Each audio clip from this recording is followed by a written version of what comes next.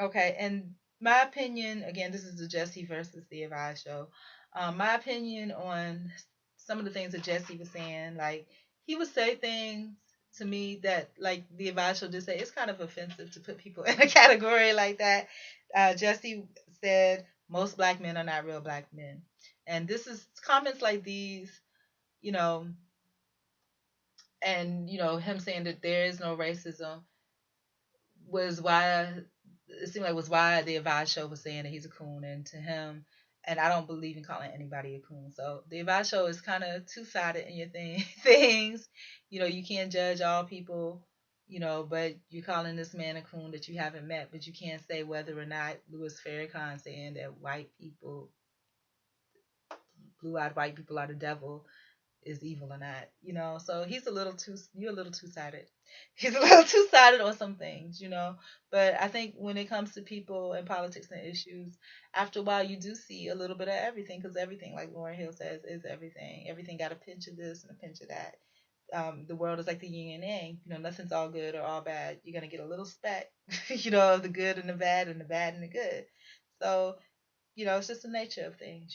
Sometimes it's more prevalent than others. And I think that's why I got into the situation I'm in, because I was purely good. You know what I'm saying? And then the system came in, kind of, threw some of that bad, my way.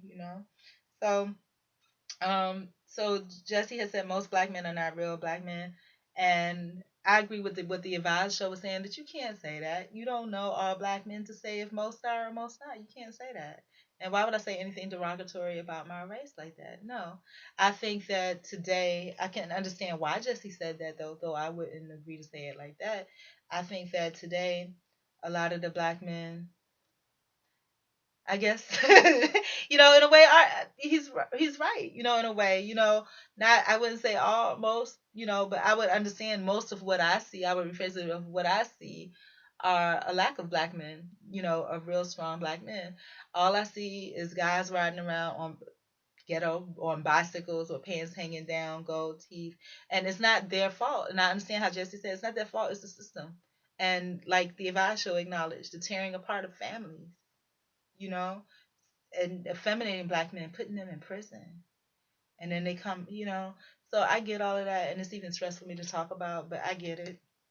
And I don't see a lot. Is it something that we can heal? I think so, and I'm gonna say this about the Advice show. I think that it is something that we can heal, and when we have black men that put themselves together, speak for the most part in a way that makes sense, that are strong in their value systems, that take care of your family and stand on your principles, I think it can be healed, because you're doing this in your family, and then in doing so, you're in advertising and on you. I don't agree with everything the Advice show does. I don't like when they call people names and stuff like that, because I don't think it's necessary. But again, that's what they do, and that's what gets the message across, and that's how they communicate. So it's good because it's getting it out there. Do I like that portion of it? No, but I like what he has to say. I like how he presents himself, and to me, he is an intelligent black man. And because he's raising a family with those values, they're gonna go out into their schools in the community and hopefully teach the same thing. From the standpoint of love, not hate. So yeah, and then Jesse, I haven't really had a chance to really watch him. This is my first time even. I didn't know he existed until now. Um, And then Jesse kept telling him, "Oh, you didn't answer the question about, And sometimes Jesse was wrong. He was like, "You didn't answer the question about what makes a man." And then he did. The Advice show probably did. He told him that a man stands on his principles and take care of his family. Um, and then when Jesse asked him, was he the head of his wife? The way he answered that question, you're trying to cause cause a conflict in that man home. You got to understand. His wife probably watched his videos. So it's just like, you know, are you the head of the household? And the Advice show, I understand he was paying homage to his wife. You know, and he's just tell him no. We are co-heads. We do this together. We are both heads of the household. We do this together. So he could say yes, meaning that he's a co-head. We both do this together. Or I mean, yeah, you're a co-head. You and your wife. Y'all do y'all thing. And Jesse said, and what I felt about what was Jesse was saying in the end about racism and all that, I think that Jesse was just trying to catch him on the Christianity part portion. I think Jesse is just a really strong devout Christian, and he's trying to bring it out of the base level that everything's basically based on good and evil. It's not really all that other stuff. Um, and then that's when it started getting to where the Advice Show kind of got offended, and just Jesse wasn't, because he was like he's speaking on my household and such and such. He's not speaking on your household. He's just inquiring about it. He's not being disrespectful. He's inquiring. He's learning from you. When people ask you questions, it's an opportunity for them to learn from you. Be willing to teach. Teaching can't always just go one way where you post the video and that's the end of it. You know, you allowed yourself to be partake in his Skype interview. So whatever questions he asked, you owe that man at least to answer it because you decided to take part in that. And when somebody asks you a question, that's an honor and a privilege to show your side of things. Do it. Do it. If you got on and said you're gonna get on Skype with him, do that. Now it'd be different if you said no, but you said yeah, do it. Um, and I don't know what this note was about. I said comparison to Christ made in His image, because I think he said something about, I forgot what it was, but basically we're made in His image. So, and I would agree with that too. We're made in the image of God, so we're a part of God, son of God, made in His image, whatever. Then he got mad because um, he was just, oh, I know what it was. Jesse said that um, it was made a comparison in Christ because he was saying something about Christ and Paul, and he was like, Christ and Paul ain't got nothing to do with this. And then, Jesse was something about Christ being made in His image, and then, do you think that Jesus is whatever? Because he called him something derogatory. Do you think Jesus is such and such? And then the Advice Show was just like, um,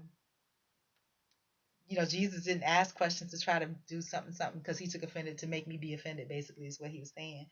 And then Jesse was just like, I mean, and to me, you don't know if Jesus asked questions or not. Jesus made the book of the law about marriage. So this is all about the marriage thing, so yeah. So let me try to get back to that. But it was something about the marriage issue that the Advice Show didn't like, about being a man and the head of the household, and the Advice Show took kind of offense to it because he took it as a thing, like he wasn't, like he couldn't manage his house or whatever, like that household, he wasn't the man in the house and whatever. She was trying to challenge his manhood, is how the Advice Show took it. And Jesse was asking that for that purpose. He was asking that basically to say, the Bible says that this is what you're supposed to do. And Devasho may or may not agree to that portion of the Bible. And he's saying, as a man of God, he was trying to preach basically, as a man of God, and this is the way it's supposed to work. But Devasho was just taking offense to it, like he was trying to say that he was doing something wrong. And he was like, well, Jesus didn't ask, would you call Jesus a coon? He's like, would you call Jesus? He was like, well, Jesus didn't ask these types of questions and such and such and such. But the bottom line of it is Jesus, and God, whatever, they are the main core of what the Bible is about. And the Bible is supposed to be the law. And to be honest with you, you don't know if Jesus asked those questions or not. They made the law, so evidently they had a certain type of feeling about it. Come on, really. And about racism, existing racism, I talked about this a couple times. Yeah, racism does expect. The question was, do you believe that racism is real or is it just illusion? I believe that racism does exist. It's not an illusion. It's very real. I do believe, however, that it all is just another proponent of hate, of evil. So I believe it all does boil down to good and evil, like Jesse was saying. But racism, like, does exist, like the Vibe Show was saying. Then he was asking, are blacks that sell blacks racist? I don't think so much racist, but classist, because they felt these were lower class blacks and they could sell them. And then he says, then Jesse said racism is made up by children of lies. And I believe that's true because I think in reality it wasn't so much the race, and that's what Jesse was trying to say. And this is old school teaching for the Advice Show. This is not something that racism isn't the base of it. It was based on economy, and you have to divide and conquer Together we stand, divided we fall. That's what it was about. So they divided us based on race so that the higher ups can continue to gain the money. So you have poor white trash fighting black white trash over nothing because all the same people getting the money anyway. Ask your granny or somebody, they know about that. So that's what he was trying to say. Racism does exist, and it bore its way out of hate and out of classism about money and all of that. I learned that when I was little, and my daddy was only with us. He's the black part of my family, like 10 years. Um, And then that's when the caller came on and said, "Oh, you called him a coon on this show." I didn't know that. I was like, "Ooh, it's about to go down." But the Vibe show was just like, and like I said, I don't think it's right for him to say that. Oh, he can't speak on whether or not Louis Farrakhan is evil for saying blue-eyed white people are blue-eyed devils. But he even admitted that he's never even talked to Jesse before. But he can call him a coon. You know what I'm saying? I don't agree with that at all. I mean, how can you say you can't speak? You can't speak on this one person as to whether or not somebody's evil for calling somebody a white person a blue-eyed devil based on race. But you can call this man, and you know, supposedly done some work with his peoples or studied with him or whatever. But you don't even know this man and you calling him a coon. Come on now. Come on. That's not forthcoming. And then he says by calling him a coon, he says he called him a coon because he feels that Jesse rationalized savage behavior. He's not rationalizing savage behavior. The behavior is indeed savage, but it all boils down to hate. It's hate mongering. You know, and he's saying that the base root of it all, racism and all that stuff, is good and evil. He's not. From what I see, and you may have watched more videos of his than I have, because this is the first time I've ever seen the man. I'm gonna check him out when I get a chance. But he's not rationalizing savage behavior. He's just letting you know that the root of that behavior is not racism. The root of that racism is good and evil.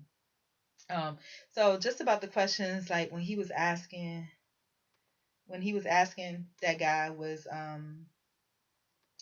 he a man? So I'm gonna ask myself, am I a woman? My definition of a woman comes from the virtuous woman in the Bible. So let's look up what the virtuous woman is. I can do that on the next one because it's gonna be long. Well, I can do it on both. Why not? Virtuous woman, King James version. And I know that I'm not a woman based on the virtuous woman definition. I don't think.